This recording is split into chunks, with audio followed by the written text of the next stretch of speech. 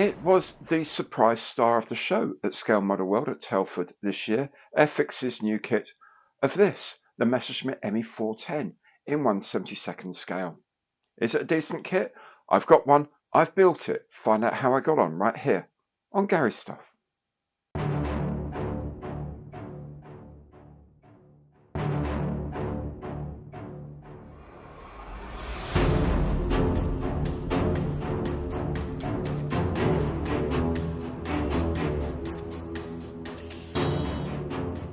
Hi there, I'm Gary. Welcome to the channel. Welcome back if you've been here before. Today, indeed, I'm building the kit of the week, which is the Messerschmitt Me-410 Hornisse in 1/72nd scale from Airfix. Now, if you are thinking about getting one, the thing to do is check out the box opening video, which will show you what you get inside the box for your money. If you've already got one and want to see someone put one together, this is very much the video for you. If you like the show today, and I really hope you do, please give it the old imperial thumbs up on the like button below, please, because every like counts. And if you haven't done so yet, subscribe to the channel, hit the bell. Doesn't cost you anything, but you will be notified of all my future content as it is published. And if you'd like to support the channel in a bit more of a concrete way, you can do that through Super Thanks by becoming a channel member or by using any of my online partner programs. Now, one of those programs is the Airfix affiliate program. So if you're thinking about buying one of these or indeed anything else from Airfix and you haven't got a local model store to patronize, then use the link below in the information box to go to the Airfix online store, buy whatever you want to buy, and then at no extra cost to you, Airfix will make it a donation to the running of this channel. And you can still collect your hobby reward points if you have those, and you still get your 10% discount if you're a member of the Airfix club. So, enough of all of that. Let's make a start on the Messerschmitt Me-410 Hornisse in 1/72nd scale from Airfix. Right, off we go with this build of the Hornet, and straight away, I mean literally, step one, there's something I wish I'd done differently. I wish I'd put this bit in a separate thing and then put all of this here, because naturally you just go to, in Western tradition at least, top left corner and start from there. So you start looking at that, okay, I've got to do it. Oh, hang on, what's this? In part, if I'm doing scheme beat, which I am instantly, I need to drill these out before I put all these together. So maybe, even if it's in the same frame, maybe have that bit here first and then all the other stuff. So your line naturally flows through that first. Just a little comment.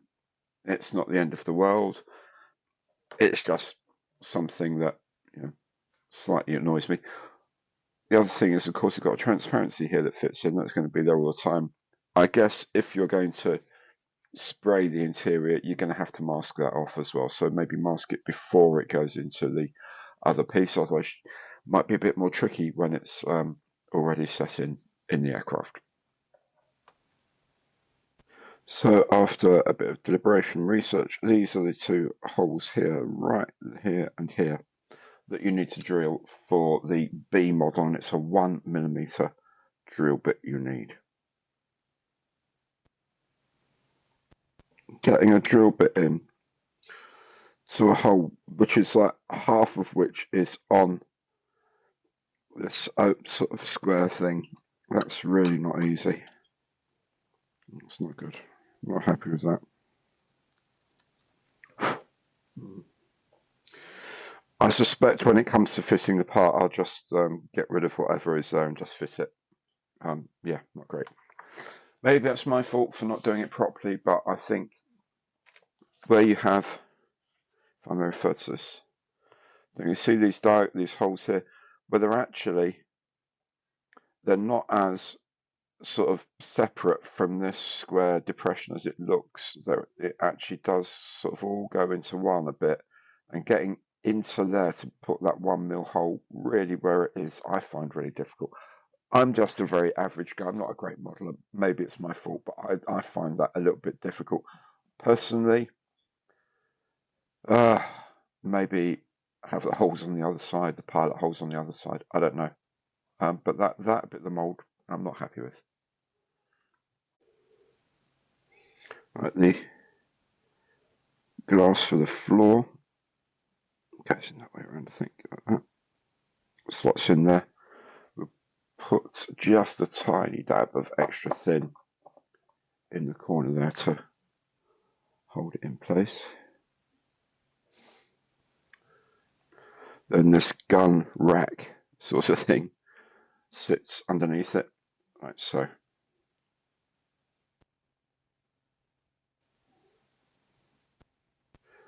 And we can put in the rear wall of the pilot's area. This is also the headrest for the pilot up here. And then the pilot seat.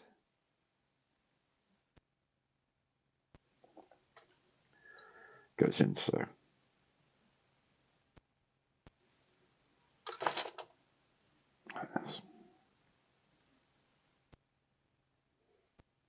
Then this little instrument panel goes in here. Guess it's an instrument panel. What sort of instruments he's going to see down there, I don't know. Someone will be able to tell me. I'm going to leave the control column out for the moment because I'm going to paint all of this first. Then I'll paint the instrument panels black, do a little bit of dry brushing around, then I'll put the control column in. This is the sort of deck of the rear cabin, as it were. There's a couple of bits that go in here. There's this here, yeah, which goes around that way. And then there's this, whatever it is. Again, someone will say, do you know what, Gary, that's a ... It's a parachute pack, or it's a, well, it's flying. It's a parachute pack, or it's a, I don't know what it is. It goes in there anyway. And it appears to go in at an angle. And it appears to whiz around. Maybe it's like a direction finding loop or something like that. I don't know. Anyway, that sits there, that sits at an angle there. There's this piece that goes on the underside. Remember we drilled those holes at the beginning. It's for this piece that goes underneath. Now, because I had troubles drilling these holes, I might have troubles fitting this part. I don't know yet. There we go. There we go. There we are. Yeah, the holes aren't exactly even that I drilled, so I have to tweak it a little bit. Okay, well, that'll do. Just a bit of glue in there, and then we can paint the underside of this compartment. While all those bits of paint are drying, I'm just going to get on with, I've got to drill some holes in the wings. Come back to that in a moment. Now, all of the connection points for the wing to the frame are like in these bits that aren't going to be seen again, which is really nice, except these very, very center two. And these, I think you can see, these are the type where I think I can't remember what they call them, but it's like a top loading thing so that the actual line of the wing doesn't get interrupted too much. It's not like the old days, you go straight onto a leading edge or a trailing edge and you can't get rid of it. So you can put your nippers flat against the plastic here and just nip it away very gently, because we don't do big movements with nippers. And then we can go along the line of the leading edge there, and that's most of it gone, and the stuff that's left is all really on here. So we can sand that off. And we actually haven't had to sand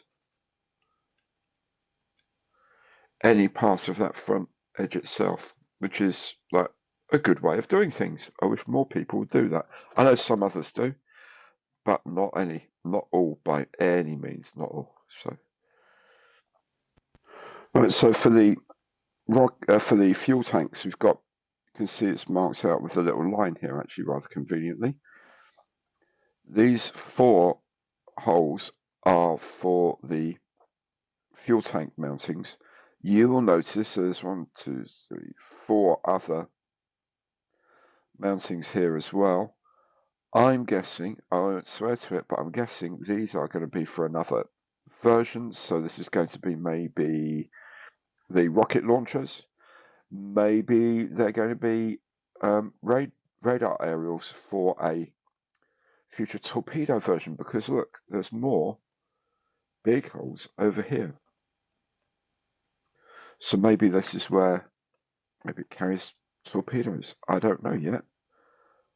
None of us really know yet, but there's obviously much more room for development of this range. There should be at least 2 more versions. That's kind of just the way Airfix roll these days. Okay, so it's just the way they roll. Anyway, so these holes get drilled out and they're 0.8mm each, and these are for the fuel tank supports. Then we put this main spar in here. Now, what I'm going to do, because it also is the back of the engine bay, I'll get these done first, and then later on I'll cinch these up into the engine bay and glue those in. So the first thing I'm going to do is just try and glue this in, if it will play ball, and get it set to set the dihedral, and then I'll fill in the first thing I'm going to do is put in the spar here. Now I'm going to just glue that in for the moment. I won't worry about the engine compartments just yet. I'll just make sure this stays still, because that sets a dihedral and reinforces a dihedral. Then later on I'll just put some glue in there and tighten these up, because it's also the rear bulkhead of the engine bay, the firewall of the undercarriage bay. Right, the tub for the radio operator is assembled like so, with all this radio gear.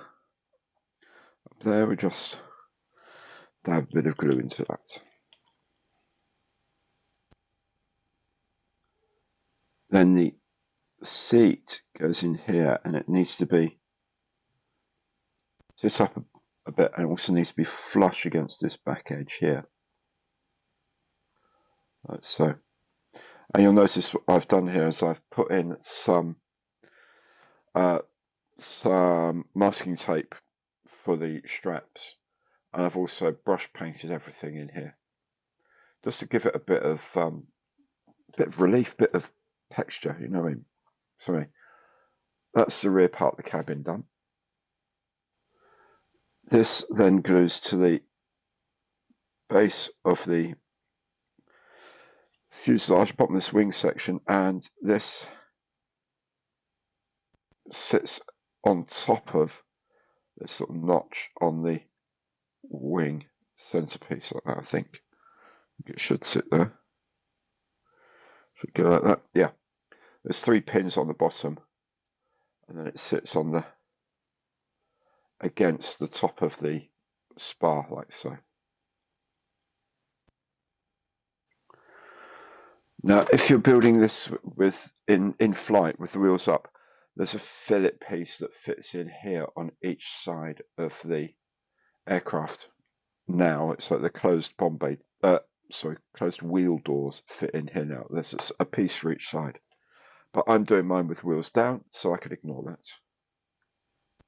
On each side, the top of the undercarriage bay piece slips into this slot at the back here and sits down into these little brackets, if you like, here, and then down against the plastic there, and that can all just be glued in.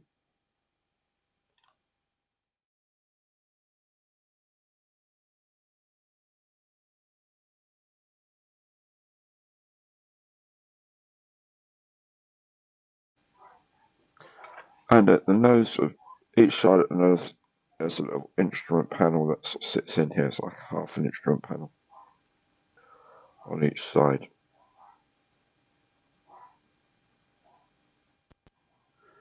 Okay, now time for the great assembly, and this tab here fits into this slot here, like so. You can see there's like an angle there that lines up as well.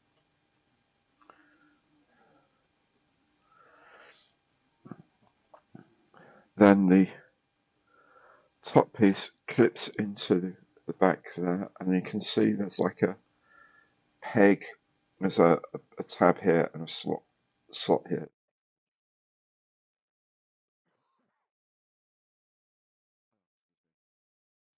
So goes in there. That goes in, and that's all set. Then we just glue all that together. Before we come to the main event of closing up, we need to put in this bulkhead here. This will hold the tail wheel later on. Around the hole for the tail wheel mounting goes at the top, but there's sort of an asymmetric slot here, so you have to put it this way up, which is good news. Then the cockpit assembly can go into one half of the fuselage. Now we need this bit at the back here. Sorry, there's a bit at the back here to sit in there. The edge of the cockpit here to line up with this edge here. You can see there's a cutout just here in that line, and that needs to fit in from there, like that. There's various pegs and pins and things here. I think if you get this bit sorted out first, because this is quite flexible, then you can just tack that in with a bit of glue like that. So that's about it. Don't worry about that gap there. That's supposed to be there. There's a drawing in the instructions that tells you that that's okay. Broadly speaking, you can see there's a line in the fuselage, and it just follows that line straight along the whole thing, and then just goes up into that little lip into there, and that's fine. That's all good. Now we have this slightly odd, some might say whimsical piece here. This is going to allow us to attach the two barbettes to each other so that they can move up and down. It's an odd choice of things to concentrate on when you don't have like flaps that can be up or down. But anyway, you can see on one side there's like one pin, and then there's 5 pins on the other. The one pin points towards the rear of the aircraft. Okay, so it sits in there like that.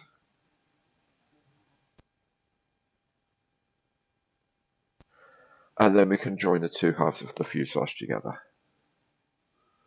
Right, now it's time for the fuselage and wing to go together. Now, you do have to be a bit careful feeding the rear seat into the back of the cockpit there, but once it's in there, it's fine.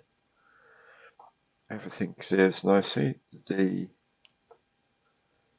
rear of the wing sits here. Might need a little bit of work to get that absolutely in, but no, there we go. I think that's up. And then there's these two sort of connection points at the front that we can tack in maybe with some fast drying glue, because as soon as we've done that, then we're going to put the top wings on. Now, it might even be better to put the top wings on first, the top halves on first. I don't know. The instructions say not to, probably for a good reason, so I won't. I would be tempted only because then it's easier just to make sure that these are lined up, but I think it's probably to do with this spar. You don't want to try, risk undoing that spar. So this is all actually sitting in really, really nicely here. It's along natural panel lines. This is the edge of the flaps and natural panel lines and whatever. So I think those are just glue in fine. And the front, as I say, we can tack those with some quick drying extra thin cement. And those should be like that. And that'll be fine. That'll be done. Yep, that's how we'll do it. Then we can fit the upper half of the wing on. And it slots into place nicely. It's a bit of a line there, isn't it, though? I'm sure it's better to do it the other way. Anyway, this is the way around we're doing it. We're doing it Airfix's way around. So tape it up and extra thin cement all round. On the outer portion of the wing here, this is where the slats fit. You can either have them deployed like this, or you can have them retracted. I don't know whether they'd be deployed on the ground or not. I mean, they're there to provide better low speed control and better turning power in particular, to avoid high speed stalls and, well, high energy stalls, I suppose, a bit more technically. I don't know. Stop it stalling and spinning in when you're in a tight turn. The Americans were terribly on sport, because this isn't a dogfighter, this is a bomber destroyer, ideally.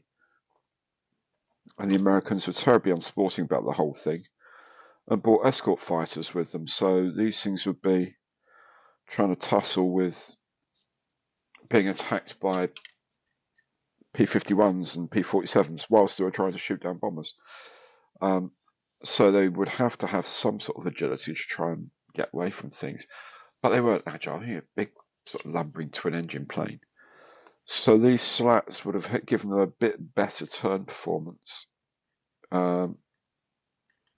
especially at lower airspeeds. But the BF-109 had them, obviously, in as well on the outboard, and that was for the same reason, to give it better turn performance at low speed. But they were sort of spring-loaded, so when they needed it, they would pop out, because it'd be at low airspeed and there'd be low resistance against the front, so the spring loading would push them out. Then at higher speeds, like cruise speeds, the air resistance would push them back in, and you don't have the drag penalty. I'm not sure on these whether these were manual or whether they were spring loaded. If they were manual, you can do what you like. However, if they're manual, I'm kind of surprised that you can set them without flaps being deployable. But I don't know. I'm just guessing along. I don't really know much about the Me-410 to worry about it. I just think it's an interesting option, which is why I'm doing it, basically. That's what I'm trying to say. So one of those on each leading edge of the wing. The tailplanes come in two halves. There's like a bottom half with the elevator in it and the top half. Now, you get two options here of an elevator that's sort of about 10 or 15 degrees or so down, or completely flat. People do tell me it's quite often that's seen that these aircraft had these sort of dangling elevators, and there's all sorts of ideas why. I personally think because elevator goes down if you push the stick forward, and maybe they push the stick forward in order to get out more effectively. To create more leg room to get out the plane. It's just sort of shove the stick out of the way, and that puts the elevator down a bit. That's just my theory. I don't think it's a specific bit of engineering reason why they do it, but who knows. Anyway, just glue these together and then put them on a plane. The rudder just sits into the back end of the fin like so. Then the tailplanes with their elevators fit in like so. And they sit absolutely flat.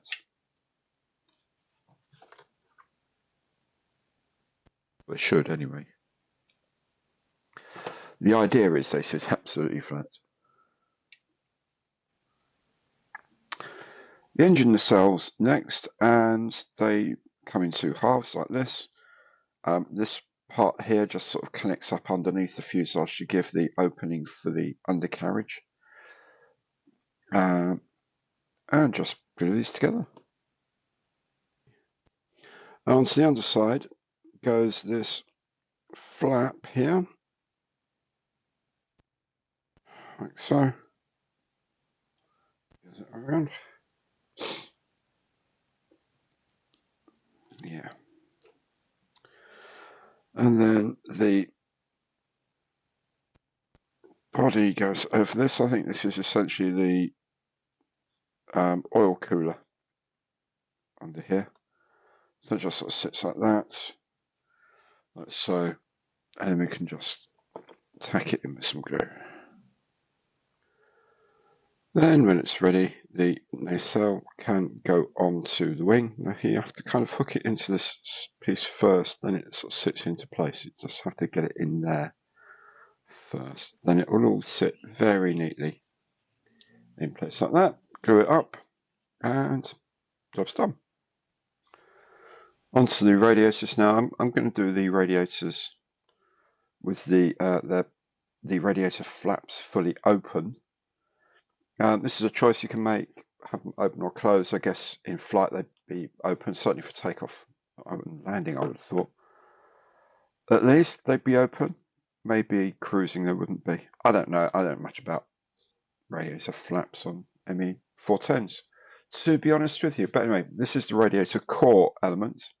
There's two halves that stick together, like so. They should stick together. They do stick together. Honestly, they do. You've got two little, like the pins have got like these little ridges on them, and the pins are not that snug in the hole they go in, so just hold them in place to settle. And this is the lower flap, and the radiator's assembly sits onto some tabs on that. Then the side panels of the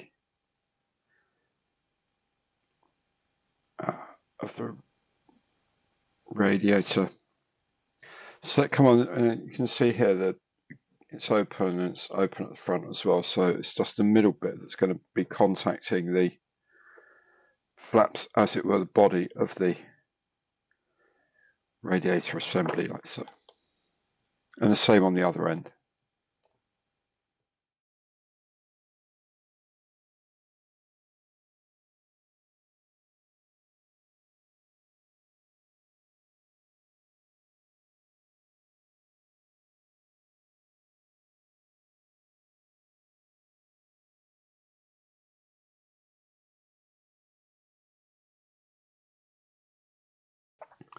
The instructions say to put the balance horns in at this point. I'm not going to, because I will break them.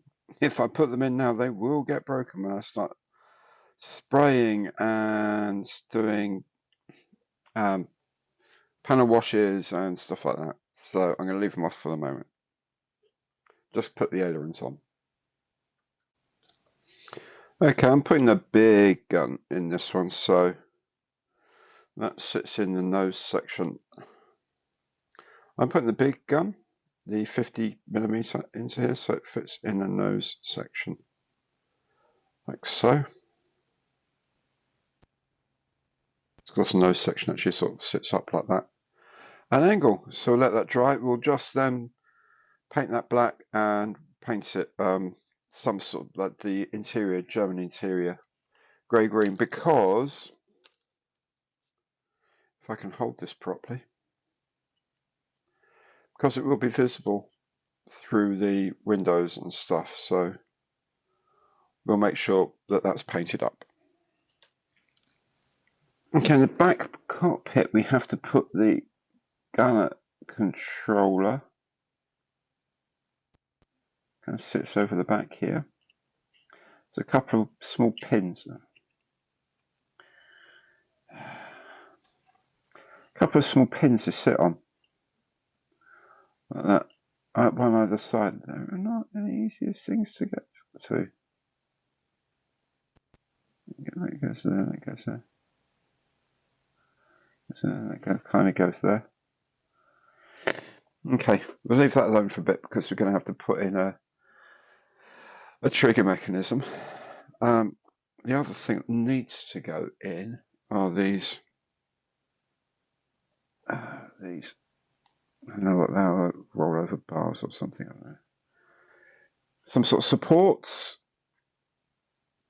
in case things are badly wrong, I suspect.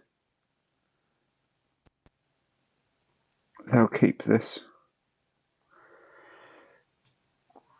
rear part of the seat in place, and so if it does turn over, the crew can at least get out, because of course the hatches are on the roof on this. So any of those we can just dot in with some glue, and we'll just paint them in a moment. Actually, this sort of darkish colour grey, dark bluey grey we've been using. There we go. And the last bit that goes in is the trigger for the gun mechanism here. Goes in just there. Oh, that was easier than I thought it would be. Okay. Leave those to dry, paint them up, then we're ready to put the canopy on. So the gun bay fits in here, like so.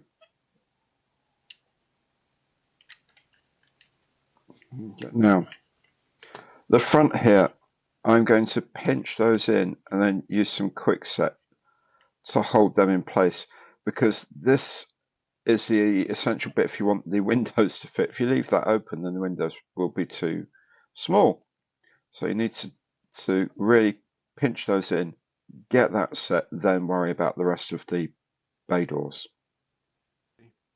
Right, now I'm going to put the gun barbettes on. Now, if you want these things to turn together, work in unison, you pull this one up and the other one goes up as well, then make sure you only put spots of glue on this in a sort of barrel type thing, not anywhere near here, because that's the bit that if you put glue on there, they won't turn. If you want them to turn, they have to just glue onto this, and we put tiny spots on the inside there, or even just put that tiny little bits on the inside of these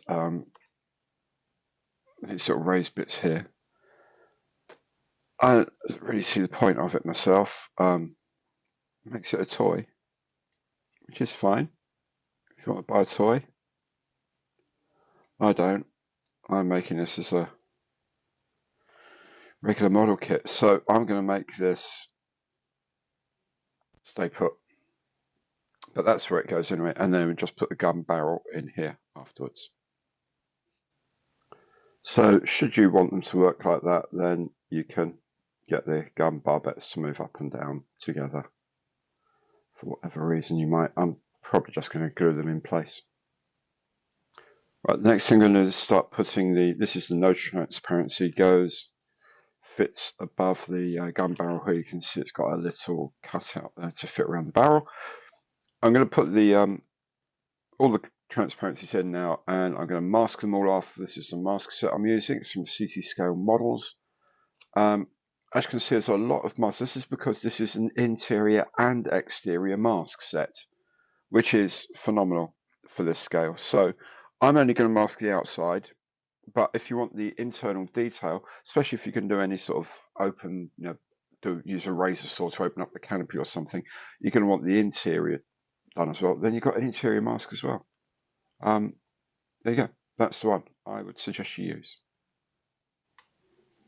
So with the mask on here, you can just fit the nose window, and if you've paid attention to make sure these sides fit the bottom properly, this nose window fits really well in place. Let's just put the rest of the canopy on now. I found it easiest to put this is a single piece windshield on the top of the canopy in first, then put the side canopy parts in afterwards. And they do fit very nicely, I have to say. Right, the first thing I'm going to do is prime around the canopy, because I'll be doing that in black, because then the inside is going to be black, which is very close to the very dark grey I've got. So I'm using for this some MIG one-shot primer straight into my airbrush. It's a 0.5 needle, and I'm running at about, let's see, at 2 bar, 28 pounds or so pressure. Let's have a look.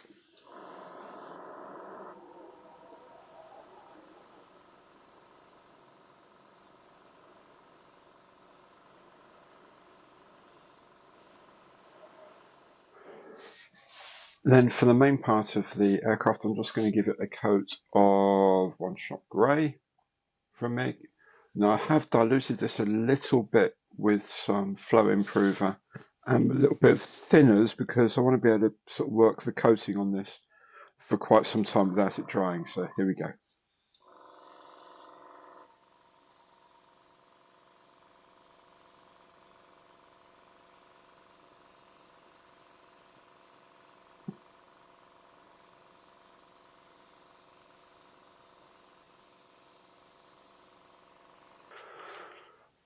The underside I'm painting RLM 76 light blue.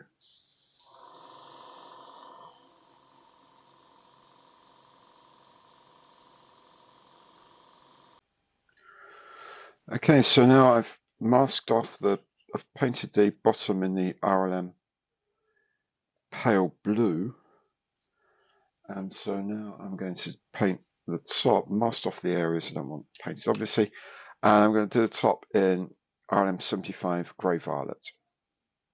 This one here.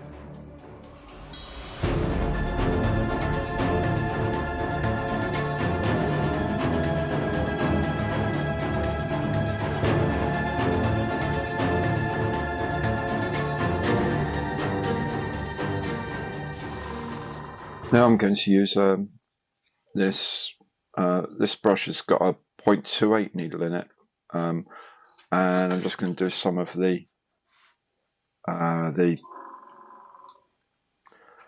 just going to do some of this sort of mottled camouflage edging.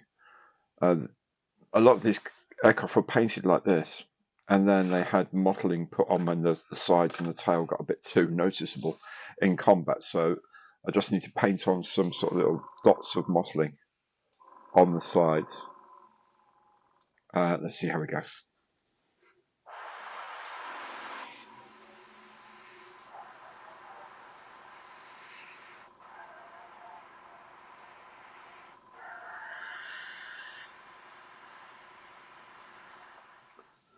I'm starting the decals, but I was going to I was thinking, Joe, I'll use the decal for the white stripe around the back of the tail, because yeah, whatever. It's, look at the size of it. That's how much overhang there is. This decal, I mean, it's ridiculous. You know what? I am going to paint that. Right, so for the propellers, the propeller itself fits into the boss, and then there's a back plate, and there's a notch on the back plate. You can just about see there, I hope. It fits into a notch on the back of the propeller to keep everything where it should be. That's so, and then we just glue that up. Right, now we're going to put the spiral decal on this spinner. I spent hours on this yesterday, well, not hours, I spent about 45 minutes on this yesterday. If you follow the design of the decal, it won't go on. Or it will, but then it will start going down as well as up. It'll go down here and straight into that propeller blade. It's not the best designed decal I've come up against, I have to say. So we get it roughly right. And now we start negotiating with it to try and make it look like a spiral. See,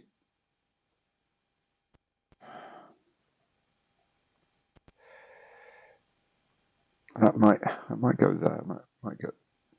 Just have to sort of kind of tighten it, I guess, really.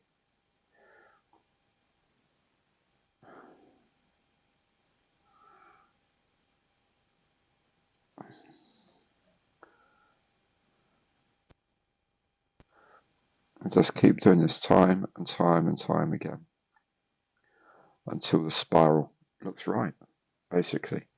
Just have to keep nudging it and touching it and pushing it and helping it. Eventually it will get there. This is actually working a lot better than the one yesterday did, I have to say. But getting a flat decal to mould onto a... Oh, look, that's about as good as I'm going to get for the moment. So, but you can see already it's not quite... The spiral isn't quite working in this part here. That ideally needs to be further down for it actually to spiral properly. Oh, helix. Is this a spiral or a helix? Probably a helix. It's probably helical because it's in 3 dimensions. A spiral, generally speaking, is in 2 dimensions. And this is very much in 3 dimensions. So anyway, just keep nudging it and pushing it and nudging it and pushing it. Eventually you'll get to a point where you think, do you know what, that's good enough. I can fill in the rest with paint. I can do whatever you need to do. Push that down there. See here, see you get that angle here, and then straight away it loses the angle as you come here because there's nowhere for it to go. And that looks very bare. So that actually does belong further down. But if you do that, it ain't going to fit. So you just have to do your best. Just do your best, and then bits that don't fit properly, paint them. It's my advice. That's what I'm going to do. When you get them roughly in place, make sure you've got plenty of... See, look at that, that's horrible. See, to get this going around again, that has to go really quite high up, and that's not right. That's not how it should be. So I'm going to break this off here. I'm going to push this further down so it actually comes down through there. So I'm trying to do this and film at the same time, and it's not that easy. But anyway, I'll do my best. So I'm going to ignore where they say that decal should go. I'm going to put it further down.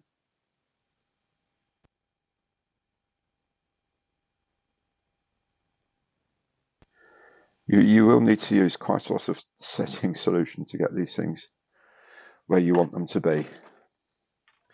So let's put a good old dab of Microsol. Is this Microsol? Yeah. Microset. This is Microset. And we are then, when this is done, because it's all but impossible to fit this accurately onto a compound curvature. You know, it's going around and it's also got a curved structure, and the curve is strong enough that it actually curves underneath the decal. So the decal's never going to lay absolutely 100% accurately. So what you then do is you use a decal solution like Microsol. So it's getting close now. It's getting close, but there's going to be gaps in it, and there's going to be bits tidied over that we need to just do. That's actually very much closer to where I want it. So I'm tempted. Let's give it one more sort of quick dose up here of setting solution. I'm tempted to leave that alone as it is now. That's reasonably good. Hopefully these bits will sort of naturally hunker down onto the plastic, and then when it's dry, a good dose of Microsol all over it. That will then bind to the surface a lot more, And hopefully you'll end up with something a bit like that, which you can then just tidy up with a little bit of paint or something wherever you might need to. But there we go. And now that I've done the decals, I've given it all another coat of varnish, I'm just going to start on some of these, getting some of these panel lines a bit more visible. I don't go crazy with them, but you know, they're there and they don't show up terribly well, so just want to just dab a little bit in. These are very fine lines, so they're not going to look mad when we finish. We'll just dab that on and then give it a couple of hours to set, and then just very lightly go over with a cotton bud with a bit of white spirit on it. Some of these I'll add some weathering to, but I'll put the fuel fillers here, so they've got the double ring on them. I'll put a bit of staining around them later on as well. But yeah, just go over all these lines and just very, very gently touch them in, and then let them dry, and let's see how we go later on.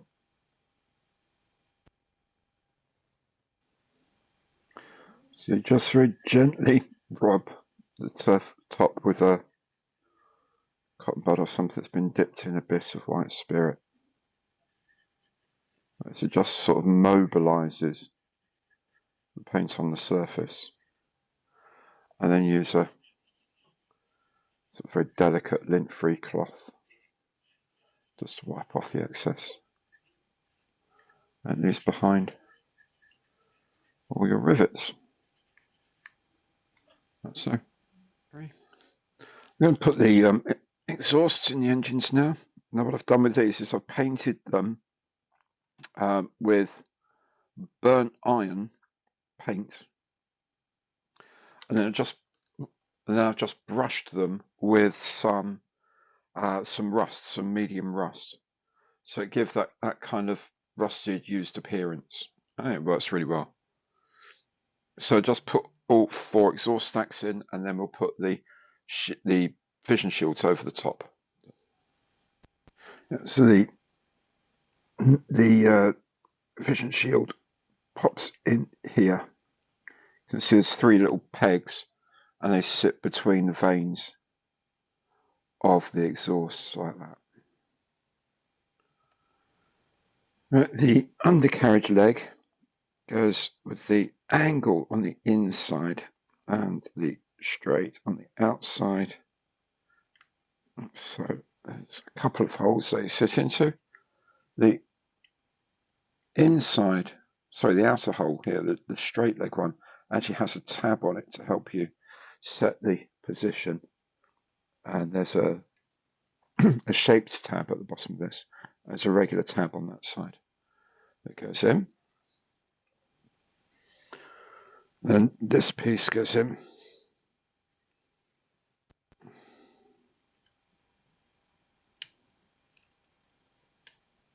There we go. Right, so,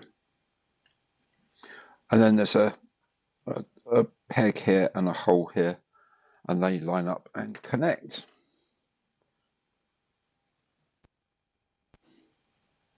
Like that.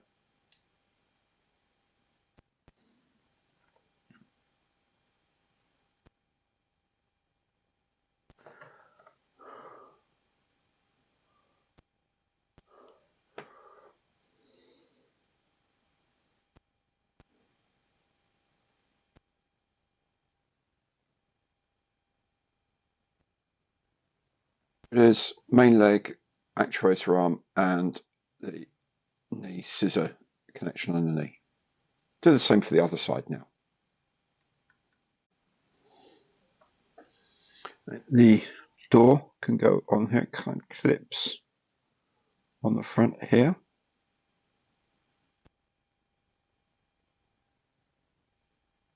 Like that.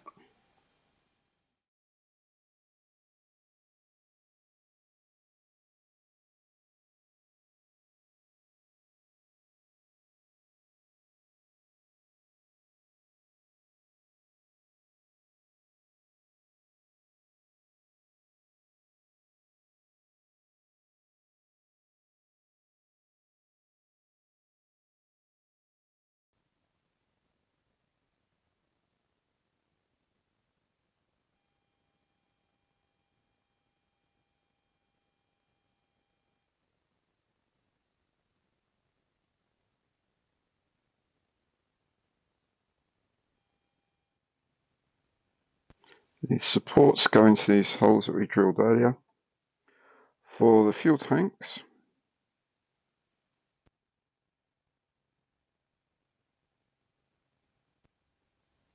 Then the fuel tanks sit on top of these struts.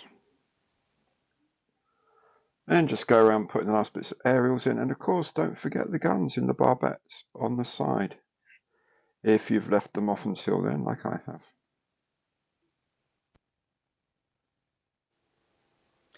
So there we have the Messerschmitt Me-410 Hornisse in 1/72 scale from Airfix, brand new 2023 tool.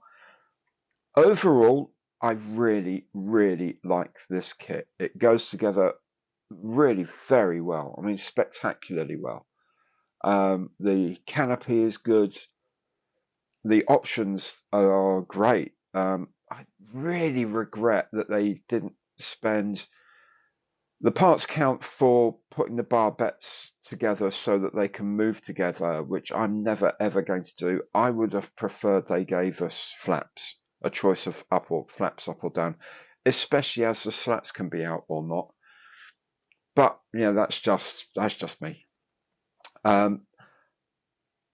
real thing that lets this down are the decals. The white band decal at the back here is way too big, and I had a bit of a time trying to get the spiral decals on the spinners. A couple of decals I thought were really thin and broke very easily, and I'm not talking about one of them was one of the long don't step here sort of strips on the wings. The other was a tiny little decal for a trim tab, probably saying don't push or something tight, but as I tried to use it, it broke, which means they're very thin, which is fine because they sit really nicely on the model and so on and so forth. The other thing that lets it down is the page of instructions for where the decals go and the paint layouts. It's truly the worst one I think I've seen Airfix produce. I've already sent a whole sheet of things to them about it. Oh, decal numbers missing, decal numbers transposed incorrect left to right. There's a whole colour that's been printed on there that doesn't actually appear on the aircraft. It's quite bizarre. That is really poor. But the point is, the kit is absolutely lovely. I really enjoyed making it. You will enjoy making it too, I am sure. If you like Second World War, twin engine, German things, this is an absolute must for you. If you like just making a nice kit, you really should be thinking about this one.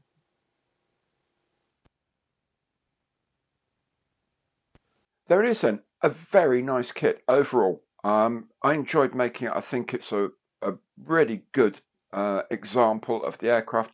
There's very plainly going to be more options coming out, like a Schnellbomber version and things like this, maybe even a full night fighter or even a torpedo strike version. Who knows? But it's a really nicely put together kit. Goes together very well.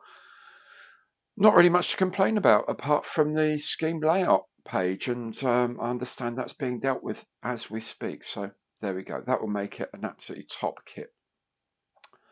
If you've enjoyed the show, and I really hope you have, please do remember, give it the old Imperial thumbs up on the like button below, because every like counts. If you haven't done so yet, please subscribe to the channel, hit that bell, then at no cost to you, you'll be notified of all my future content as it is published. Thank you so very much for watching today. Hope to see you again very soon on the channel. Take good care now, and goodbye.